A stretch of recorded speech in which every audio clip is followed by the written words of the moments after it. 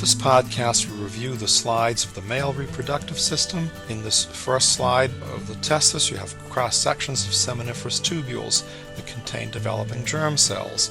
You can identify groups of acidophilic interstitial cells of Leydig between the seminiferous tubules. Here in a cross-section through seminiferous tubules, you can identify Sertoli cells, the nuclei of which display prominent nucleoli. You can identify spermatogonial cells, the thin arrow, and primary spermatocytes, which are the largest of the spermatocytes, and spermatids at the thick arrows. These are at various stages of development. In this section through the seminiferous tubule, you can identify spermatogonia, primary spermatocytes, early spermatids, which appear as rounded dark nuclei, and late spermatids. You can note the Sertoli cells, and they have prominent nucleoli, and the nucleus in the Sertoli cells is oriented in a basal to apical plane within the tubule. In these cross-sections of seminiferous tubules, you can identify a row of 3 spermatogonia in the upper center of the slide along the base of this seminiferous tubule.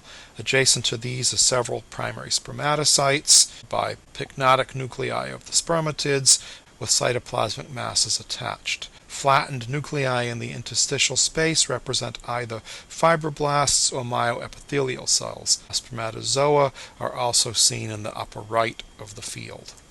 Here you can identify spermatogonia, primary spermatocytes, spermatids at various stages in development, and Sertoli cells.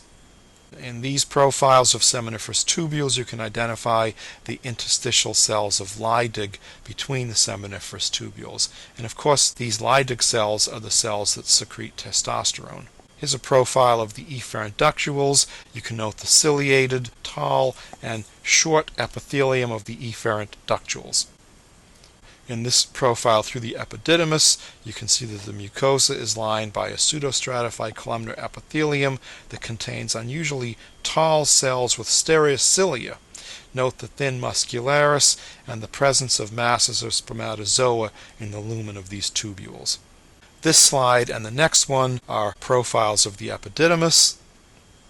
You can identify basal cells, columnar cells, and stereocilia in the pseudostratified epithelium. You can also note the spermatozoa that is stored in these tubules. You should review the ultrastructure and function of stereocilia. Here's a profile through the vas deferens. The inner and outer longitudinal and middle circular layer of smooth muscle is characteristic of the vas deferens. They're clearly delineated here. The mucosa is highly folded and consists of a thin lamina propria covered by a pseudostratified columnar epithelium containing some cells with stereocilia. Here's a profile through the ampulla of the vas deferens. The prominent muscular wall of the vas deferens is evident. The presence of many obliquely oriented muscle bundles sometimes complicates the delineation of the 3 muscle layers in the vas deferens. The mucosa is also highly folded, more so than in the proximal regions.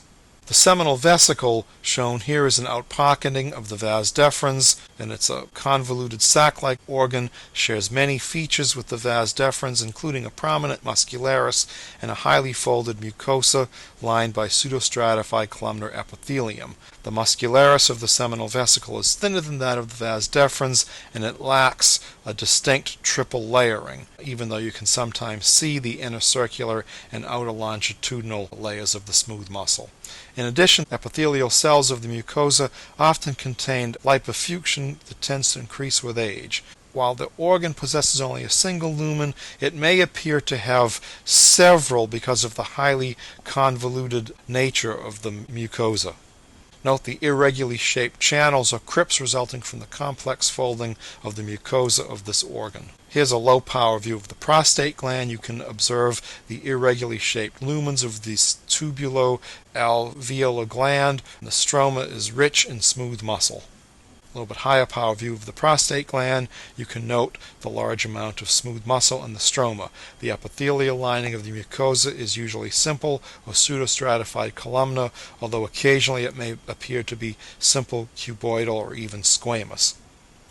Again, a higher power view of the prostate gland, characterized by a stroma rich in smooth muscle and an irregular or sometimes highly variable epithelium surrounding irregularly shaped lumens. Again, the prostate gland, observe the simple columnar or pseudostratified columnar epithelium of the mucosa.